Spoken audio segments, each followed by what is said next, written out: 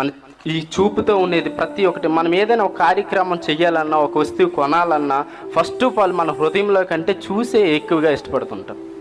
అంటే ఎవడో చెప్పిన దానికంటే ఇది కూడా నేను కూడా చెక్ చేయాలి, నేను కూడా చెయ్యాలి, చూడాలి అని అనుకుంటాం.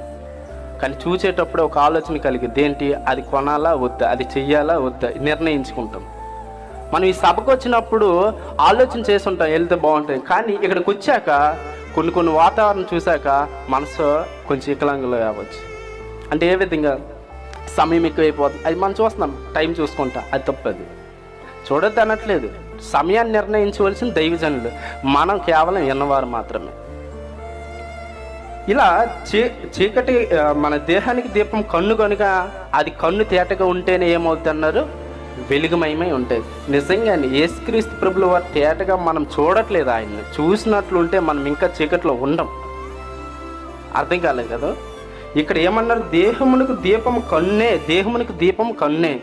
ఈ కన్నుతో మనం ఏం చూడాలి, యేసుక్రీస్తు వారి మాటలు, ఆయన ఇచ్చిన బైబిల్, ఆయన ఇచ్చే ప్రతి ఒక్క క్రియను కూడా మనం చూస్తూ ఉండాలి. కానీ అది చూడట్లే, వేరేది ఏదో చూస్తున్నాం మనం.